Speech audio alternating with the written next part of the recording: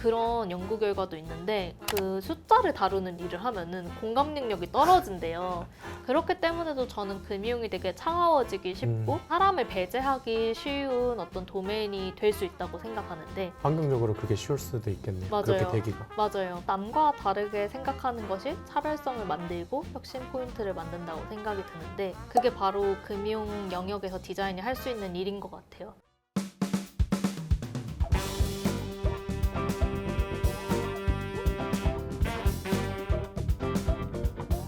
우리가 이번에 만들어내는 것들이 메이커들의 이야기 담는 거잖아요. 첫 번째 에피소드로는 써보신 분들이 많은 서비스를 고르고 싶었거든요. 근데 그러다 보니까 자연스럽게 선택을 했던 게 그 돈에 대한 거였어요. 돈에 관련된 것들은 모든 사람들이 나이랑 상관없이 다 써보잖아요. 토스가 생각이 제일 먼저 났고 희연님을 모시게 됐던 것 같아요. 가치 있는 작업 뒤에 숨겨진 메이커들의 고민과 노력을 다룹니다. 김지용의 아모먼트 시작합니다. 자기소개 한 번만 부탁드릴게요. 안녕하세요. 저는 토스의 CDO를 맡고 있는 정희연이라고 합니다. 제가 CDO라고 소개드리면은 네. D가 데이터예요, 디벨롭먼트예요 이렇게 물어보시는 분들도 있는데 D는 디자인의 D고요. 그러면 치프 디자인 오피서로 해서 CDO인 거죠? 네, 이제 토스 팀의 전반적인 디자인에 대한 경험과 퀄리티를 좀 총괄하는 사람이라고 볼 수 있을 것 같아요. C레벨에 있는 분들이 많진 않은 걸로 알고 있어서 얼마나 되죠? 계열사까지 합쳐도 아마 10손가락? 그 포지션에서 디자이너가 있는 걸 제가 사실 많이 접하지 못했어서 토스가 얼마나 그 디자인에 대해서 중요하게 여기고 있는지를 단적으로 보여주는 케이스라는 생각이 또 들어가지고 그게 꽤 인상적이네요. 지금 얼마나 쓰나요, 토스를? 토스 MAU가 아마 최근 지표로 1910만 정도였던 것 같아요. 엄청. 제가 생각했던 것보다 진짜 많거든요. 네. 금융이라는 카테고리는 우리의 예전에 꽤 많이 불편함이 있었잖아요. 공인인증서 아직도 갖고 있긴 하거든요. 당연하지만. 근데 한 명의 개인으로서는 핀테크 서비스를 쓰면서 굉장히 유려해졌단 말이죠. 사람들이 당연하게 쉽게 느끼기 위해서는 만드는 사람의 노력은 굉장히 컸을 건데 간단한 기능 개발을 하기 위해서 사실은 뚫어야 되는 뭐 법제적인 이슈도 있을 수 있고 아니면 메이커 사이에서도 이게 맞아 이런 것들이 워낙 많을 것 같아서 뭐 송금 같은 경우에는 아주 작게 여러 가지 실험 되게 많이 했는데 은행을 선택하는 바둑판 화면들이 있어요. 맞아요. 그 화면에서 은행을 먼저 선택을 하고 이 계좌번호 입력하고 얼마 보낼지 입력하는 그 화면에 패턴들이 있는데요. 근데 사실 그 은행 선택하는 게 쉽지 않잖아요. 너무 많아가지고 맞아요. 은행들이 한 50 몇 개가 있어요. 막 내려가야 되니까 이 은행을 꼭 유저분들이 직접 찾게 해야 될까? 왜냐하면은 그 계좌번호 시스템은 네. 은행마다 이제 고유한 어떤 특징들이 있어요. 아주 100% 추천은 못하더라도 3-4개 은행 중에 하나의 확률에 대해서 우리가 알아낼 수 있거든요. 그래서 그 패턴을 기반으로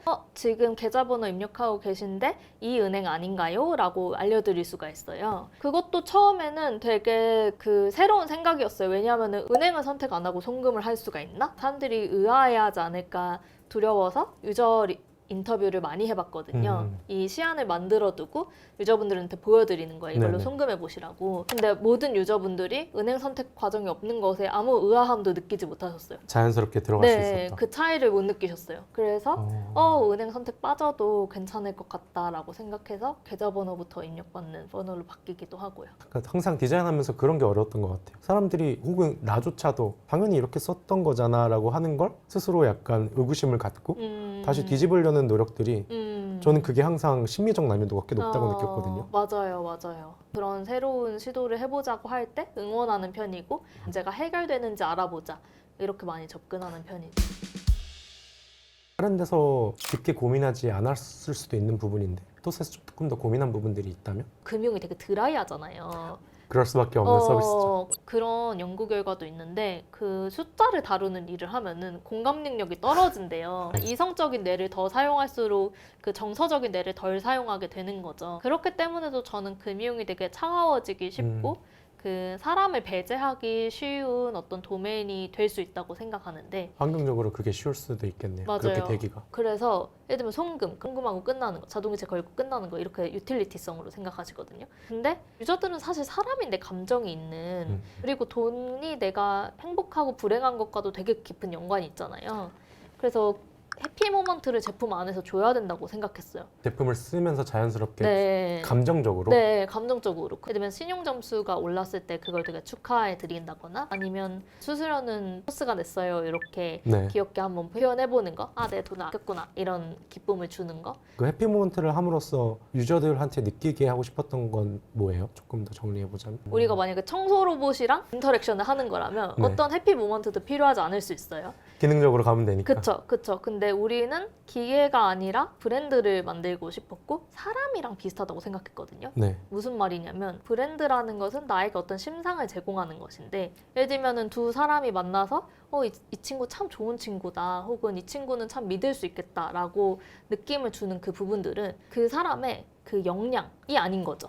근데 이 사람 아무리 일 잘하고 똑똑해도 그거랑은 내가 이 사람 믿고 신뢰하고 계속 보고 싶은 거랑은 다른 거잖아요. 그렇죠. 우리는 감정을 느낄 수 있는 맞아요. 이 토스라는 제품에 감정적으로 조금 더 다가갈 수 있도록 그걸 만들어냈다라고 보면 되겠네요. 맞아요. 노력하고 있죠. 그 판을 만들면서 첫 시작점을 어떻게 설득하느냐도 좀 필요한 것 같은 게 어떤 사람에겐 이걸 굳이? 일 수도 있어서 균형감을 항상 넘기는 행위가 필요한 것 같거든요. 맞아요. 근데 저희는 다수결의 원칙을 따르잖아요. 그러니까 모두가 공감해야 할 수 있는 건 아니거든요. 그래서 딱 그 프로젝트를 진행할 사람만 공감하면 돼요. 그래서 예를 들면 이모지를 만든다. 네네. 누군가는 공감되기 어려운 아젠다일 수도 있죠. 근데 이모지를 만들 그래픽팀과 저만 싱크되면 되니까 우린 할 거야. 네, 그렇게 해서 많은 일들이 좀 추진되는 것 같아요. 꼭 디자인 영역뿐만 아니더라도. 근데 이건 좀 신기한 것 같아요. 어쨌든 결과물을 만들어내면서 어떻게 보면 증명을 또 해낸 거잖아요. 그죠. 이게 계속 쌓이다 보면 회사 전체에 그런 기류도 좀 있을 것 같고 그죠. 뭔가 그죠. 시도할 수 있는 기류. 네. 우리가 집요함이라는 키워드를 달고 앞에서 많이 얘기하긴 했지만 되게 뛰어난 디자인 결과물을 만드는 조직처럼 인식하고 있거든요. 대부분의 사람들이 그렇게 생각을 하고 있다고 생각하는데 내부에서도 그걸 인지해서 항상 높은 스탠다드를 갖고 있는지 코어 밸류라고 어떻게 일하는 게 탁월한 것인가를 정의한 그 가치들이 있거든요. 근데 거기에 고더 엑스트라 마일이라는 게 있어요. 이 정도면 다 됐다라고 했을 때 고더 엑스트라 마일을 더 가서 여기까지 해보자라고 찍는 사람들을 이제 더 지향하고 그런 문화를 인정해주는 분위기거든요. 이게 듣기엔 멋져 보이긴 하는데 사실 일하는 입장에서는 꽤 프레셔가 있을 만한 환경이긴 하네요. 맞아요. 쉽지 않죠. 근데 이게 저는 그냥 논리적이라고 생각이 드는 것 같아요. 그래야 더 좋은 결과물을 내놓고 그래야 더 좋은 경험을 어쨌든 쓰시는 분들한테 전달할 수 있으니까. 이게 만드는 쪽에서 타협하기 시작하면 끝이 없잖아요. 이 기준을 유지하기 위해서 내부에서 어떤 양상들이 벌어지는지 예를 들어 컨펌 과정이 있다거나 아니면 이 기준을 보기 위한 회의가 있다거나 이게 각 개인기로 치부될 수 있는 상황이 전혀 아닐 거라는 생각이 들거든요. 컨펌은 확실히 없어요. 그런 건 없다. 네, 어떤 디자인 결과물이 나가는지 저도 모르고 다른 헤드분들도 모르고 그렇거든요. 그래서 컨펌으로 그것을 관리하지는 않고요. 이거는 들으시는 분들의 상황에 따라서 꽤 색다르게 들릴 수도 있을 그럴 것 수 같은 있죠. 게 네, 보통은 퍼블릭하게 나가는 결과물을 내가 네. 모르는 게 나갔다고 맞아요. 하는 경우들도 되게 많이 발생하잖아요. 맞아요. 근데 그렇게 발생하고 있는 게 자연스러운 상황으로 말씀을 해주시는 거잖아요. 맞아요. 컨펌 문화가 근데 흔한 문화잖아요. 맞죠. 그래서 그런 문화의 기업에서 오신 디자이너분들은 오히려 처음에는 불안해하세요. 이래도 되냐? 내가 아무도 컨펌 안 하고 내 디자인 아무도 안 보고 그냥 나가도 되는 거야? 이렇게 생각하실 때도 있고요. 근데 이제 금융의 주요한 의사결정은 당연히 그 전결 처리 과정이 있기는 한데 디자인에 대해서 특별히 컨펌하는 그런 시간은 별도로 존재하지는 않고요. 그러다 보니까 오히려 더 우리가 디자인 잘해 이런 생각은 잘 못하게 되는 것 같아요. 오히려 왜냐하면 불안할 것 같은데. 네, 불안하고 들쑥날쑥이죠. 퀄리티가 네. 어떤 면에서는. 근데 이 들쑥날쑥의 퀄리티에 어떤 상향 평준화를 이루기 위해서 어떤 문화를 만든다거나 아니면 윤리 원칙을 만든다거나 아니면 시스템을 만든다거나 플랫폼을 만드는 활동들이 있는 것이고요. 이어서 리더로서의 이야기를 지금은 좀 이제 해보고 싶은데 리더가 각 그 회사의 디자이너들의 성장을 돕기 위한 무언가가 돼야 된다는 것들도 저한테는 이해하기는 되게 쉬운데 그걸 실제로 돕기 위해서 뭘 해줄 수 있는지가 꽤 많이 숙제인 것 같거든요. 그래서 수많은 회사들의 디자인 팀 리더, 팀장 되게 네. 수많은 명칭들로 불리는 네. 리더 역할을 하고 있는 사람들마다의 고민인 것 같아서 네. 그 부분을 좀 여쭤보고 싶었어요. 크게 두 가지 차원이 있을 것 같아요. 하나는 성장하는데 도움이 안 되는 일을 하면 안 돼요. 100%이기는 어렵겠지만 적어도 7, 80% 이상의 시간은 이 일을 함으로써 성장할 수 있어야 되거든요. 근데 디자이너가 하지만 성장하지 못하는 종류의 일들이 있어요. 네. 그게 이제 대체로 그 디자이너의 역량보다 좀 더 난이도가 쉬운 일들. 예를 들면은 우리가 대학교에 처음 입학했을 때는 로고 룩깃 따는 것도 성장할 수 있거든요. 로고 이렇게 따라 그쵸. 그리는 그 펜툴 잘 다루는 거를 네. 그거 하면서 익히게 되잖아요. 네. 근데 이제 어느 정도 숙련도에 이르면 그런 종류의 작업으로는 내가 성장하기가 힘들죠. 그렇죠. 그래서 그 디자이너의 난이도보다 조금 더 어려운 난이도의 일을 하는 거. 디자이너가 할 수 있는 난이도보다 더 쉬운 종류의 일을 안 하게 하는 거. 그게 하나가 중요한 지점일 것 같고요. 네. PT에 자주 기울을 드는데 아, 운동 네, PT요? PT 선생님이 저 할 수 있는 만큼 안 시키잖아요. 선생님 저 죽겠어요 이럴 때 5번만 더 하시다 마지막 이렇게 5개. 하잖아요. 그 마지막 5개가 나를 성장시키는 거거든요. 근데 할만하다라고 생각하면은 사실은 근성장 못해요. 그래서 이제 적절한 난이도의 태스크를 수행하는 거. 또 하나는 좋은 피드백을 받는 거예요. 피드백. 사실 내가 아무리 스쿼트를 한다고 해도 그리고 내가 힘들어도 올바른 자세로 스쿼트를 하지 않으면은 몸이 다치거나 그쵸. 오히려 성장하지 못하는 시간이 많이 쌓일 수가 있게 되거든요. 그래서 어떤 것이 좋은 디자인이고 어떤 것이 지금 내가 개선해야 될 점인지에 대해서를 그 피드백을 많이 듣는 게 중요한데 여기서 중요한 거는 리더만 피드백하면은 소용이 없어요. 팀이 커지면 커질수록 피드백을 주는 주요 당사자가 리더 한 명이다. 이러면 지속 가능성이 점점 떨어지게 돼요. 피어 그룹 간에도 더 원활하게 나눌 수 있도록 만드는 게 되게 중요하고 그게 어떻게 캐주얼하게 이루어질 수 있을 것인지 문화를 형성하는 것 그리고 우리가 피드백을 나누는 기준을 형성하는 것 이런 것들이 이제 좋은 디자이너를 만드는 데 중요한 자양분인 것 같아요.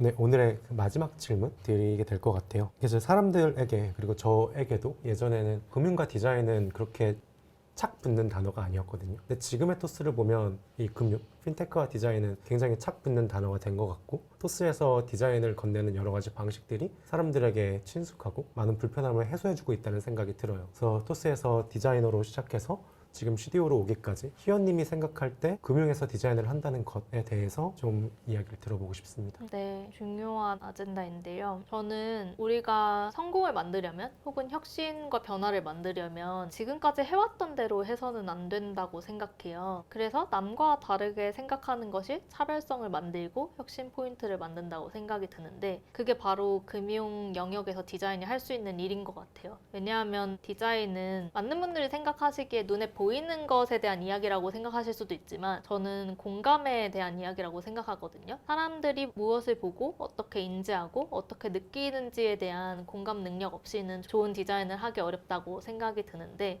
그렇기 때문에 그 공감력을 금융이라는 영역에서 발휘한 게 토스만의 차별점이자 강점이지 않을까 싶어요. 예를 들면은 공인인증서를 입력하는 게 네. 너무 귀찮고 번거로운 과정이라는 걸 공감했기 때문에 그것을 없애야 된다고 생각을 한 것이고요. 공감은 누구나 했겠지만 문제라고 생각했지만 풀 수 있다고 생각하지 않았을 수 있는데 그것을 정말 풀어보겠다는 어떤 의지, 사람에 대한 이해와 공감 없이는 저는 쉽지 않을 것 같거든요. 디자인 팀이 하는 역할은 결과적으로 금융을 사용하는 이 숫자 뒤에 사람이 있다는 것, 숫자 뒤에 우리 유저와 국민들이 있다는 것을 생각하고 그들의 어떤 삶에 공감해서 더 좋은 금융 생활을 할 수 있게 만드는 것. 그게 아마 저희 디자인 팀의 역할이지 않을까 싶어요.